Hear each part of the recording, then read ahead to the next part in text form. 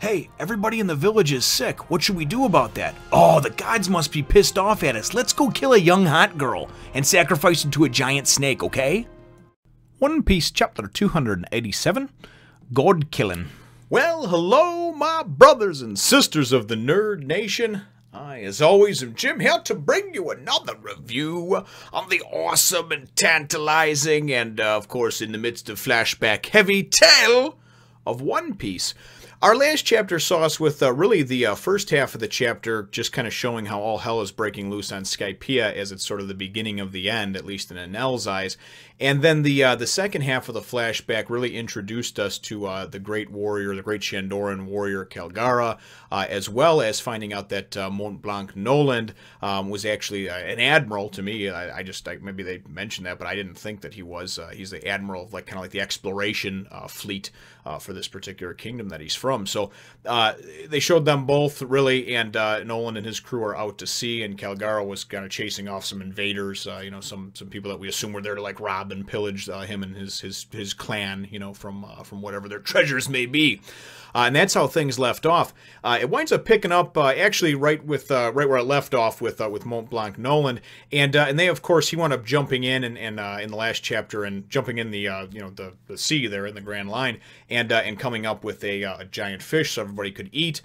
They have been, though, we find out very quickly when the chapter opens up that they've actually been out to sea for 2 years now, and prior to that he'd only had a couple of 1-month voyages out, I guess, out on sea. So a lot of people at this point, and this is something that if you look it up historically with in the times of piracy and really just once there was a lot of trade and stuff going on between different countries, and it would be months that you would travel on a ship sometimes, and especially when they were exploring, and it was and obviously there was the exploration coming over from various parts of Europe and the Spanish explorers, and not knowing what was kind of there, on the other side of the world.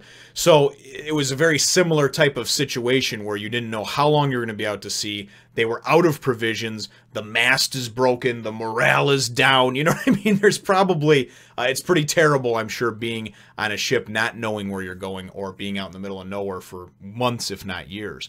And that's what we see in this chapter. It really kind of flip-flops back and forth, though, between that and then showing what happens is at the beginning of the chapter, Noland winds up hearing the sound of a bell, a faint sound of a bell. And he's the only one who hears it, but he, that's how he winds up steering them towards what winds up being, Jaya eventually. So he hears this bell and, says, hey, go that way. And then it goes and it takes us to several pages in actual Shandora, and we see that there's a plague that's broken out, and there's people that are dying from it. They don't know what to do, and as many ancient cultures did, just from what I remember of my history lessons, is that a lot of times they thought that a plague or a pox upon them was something because they had angered the god, whatever god it was that they prayed to, and a lot of times there was different rituals, sacrifices even that would take place, and this is very similar.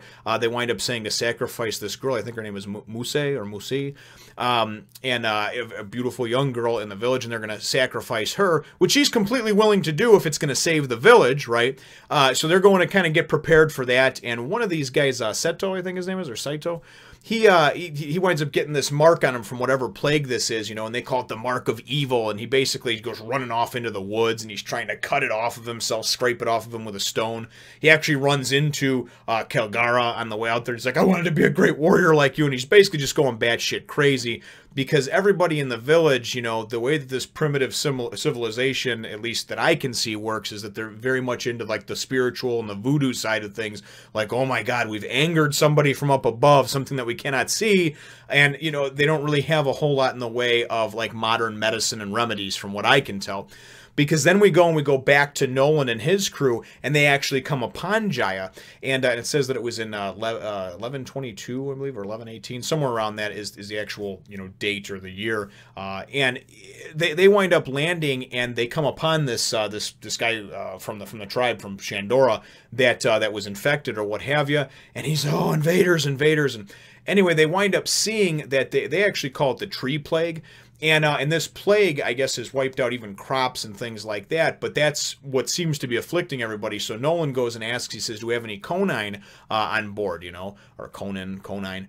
It's spelled conine, that's how I would pronounce it, but whatever. Obviously, some kind of you know, natural herb or remedy that can be used, or maybe ground down in or whatever, and can be used as a, you know, obviously as a deterrent or a vaccine. So he says that, you know, use, and he says, we have a little...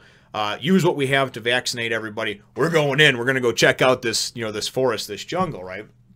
So then it goes in it, and it takes us back to Shandora, and, you know, other people have died. You know, there's definitely some higher ups. It's what it is now it's over 100 people out of their tribe, and I don't know if there's a few hundred or what, but 100 is a lot in any town, village, whatever. You know, even when you're up in the thousands, 100 is still a lot of people to die, especially if something that's unknown. So they wind up getting the sacrificial altar prepared, and it's kind of cool because you get to see Shandora in all of its glory before, of course, it got blown up into Skypiea, and we saw just the ruins of it. So this is a really neat flashback, and I have a feeling that this is going to be probably the biggest or longest flashback that we've had since maybe Drum Island, since Chopper's, you know, backstory with Here Look and all that stuff. So very neat stuff, though, and couldn't have come at a better time, because I've been kind of wondering about some of this backstory, and now we're getting it, you know. So anyway, they're getting this this girl prepared for the sacrifice, and she's she's laying on the altar, and they're going to do their hoodoo, you know, voodoo stuff over here, and they're praying to the god, and I think they call it Kashigami, but they keep referring to it as well. It says in here Kami, but we know that's God, obviously. So it's whatever god they pray to, and then they show you this cool overhead drawing of the altar that she's on and the water that surrounds it. You just see this giant, like, serpent, like the silhouette of it under the water coming in. And then as this thing goes and starts to pop its head out, you see that this is one of those rulers of the sky, or the ruler of the sky. Well, actually, you find out within a page or two it's not actually the ruler of the sky, and I'll tell you why in a sec. But it pops its head up, you know, and you kind of just get that look, you know, there's the water line, and he's just, you know, pops up and wherever, and you can tell. And then this thing comes up, and they're going to sacrifice this girl to her, you know. It reminds me of like something out of King Kong, man, you know. It's like, oh, let's just sacrifice her, and all the plague will go away.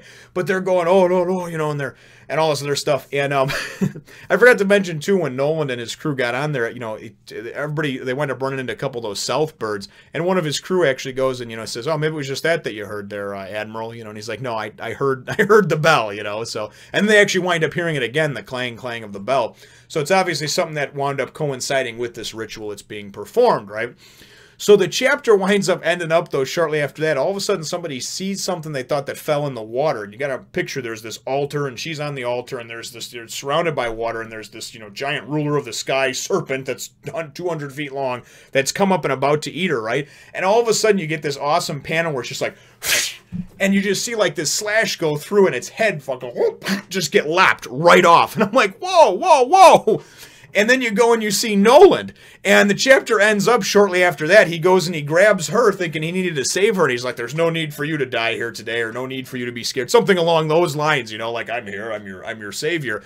And it's just cool, because the end, it goes and it shows like this this panel where it's like half of Kalgara's face and the other half is Noland's, you know. I'm just thinking, oh boy, these guys, before they went into this flashback talking about how they were great friends and everything, they definitely probably got off to a rocky start, you know. So very, very cool stuff, though, and I certainly enjoyed the chapter, and think it was done very well. And as I said, I'm predicting here. I mean, I don't know, but I'm predicting that we're probably going to get at least a few more, you know, to kind of fully explore this flashback and to see how this relationship blossomed between these two, and to kind of hopefully uncover some of the secrets of Skypiea. So my chapter question for you, though, is, folks, is really, obviously, this ruler of the sky that now is in present-day Skypiea is not the same ruler of the sky that got its head lopped off.